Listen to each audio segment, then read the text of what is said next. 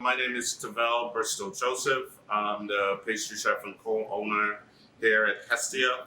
And I've been a pastry chef for about 20 years now. I used to play basketball when I was a kid. And my aunt, because I stayed out late and played basketball with my friends every time after school, she would punish me on Saturday afternoons.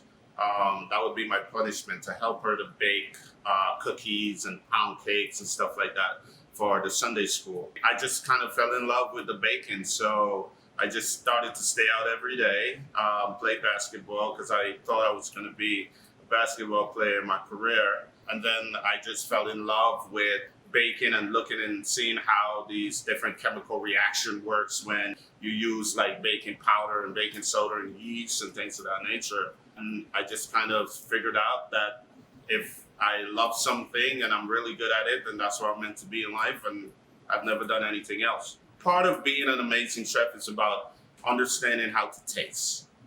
So understanding your taste buds is definitely, and trusting in your flavor profiles and combinations is a big key of being a chef, right? The science complements that, where you figure out how to get to where you want to be.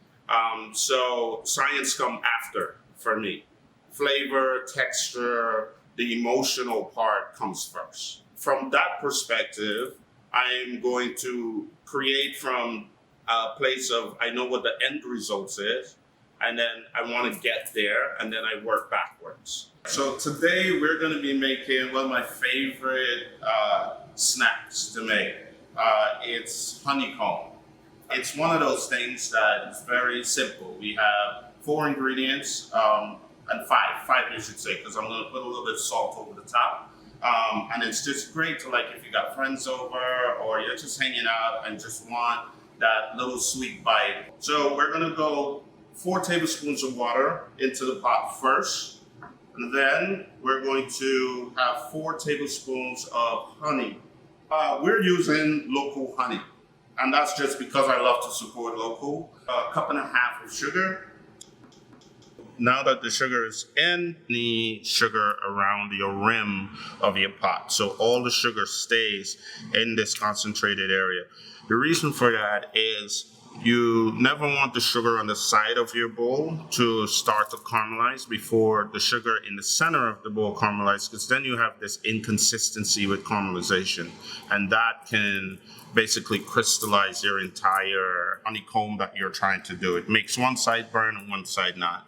And also, I wanted to make sure that all the sugar got wet so we can have a very even level. So it's crazy because even at this point, the sugar is still not caramelized yet. Although it's bubbling and you can see that it looks like it's melting, it's still not there until it gets to that point where all these bubbles kind of slow down. That's when you know the caramelization process has started. Cooking with feeling and emotion is what transforms cooking. I feel like transform food. Understanding, paying attention to the bubbles and how big they are or how small they are. Those small details define, I feel like, what the future of food is going to be. Looking at it, it's getting to that amber color. I'm just going to swirl my pot a little bit. The reason I'm swirling is to make sure that the caramelization that's on this side of the pot is also on the other side, so it's nice and even. This is the color profile. Beautiful. Now I'm going to add my baking soda, and this is going to happen really quick. Add my soda. That chemical reaction is about to start happening. I'm just going to swirl it, toss it in, and then I'm going to pour it out.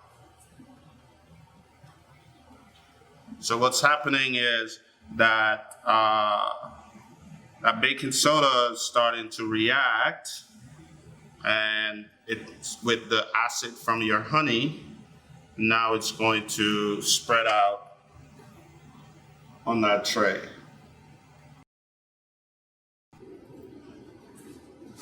Piece right here. And then all we do is break it up. Seeing all of those pockets there, that beautiful color, it's nice and even. You have the large bubbles and then the smaller ones on the top and the bottom. That's what you want to get. This is a really good honeycomb because it has enough height on there, and it just looks beautiful. All right, now that you made honeycomb with me, it's been a lot of fun. Now let's go back to Gail and the Antonellis over at the Thinkery, and they're going to tell you who won the trip to Paris.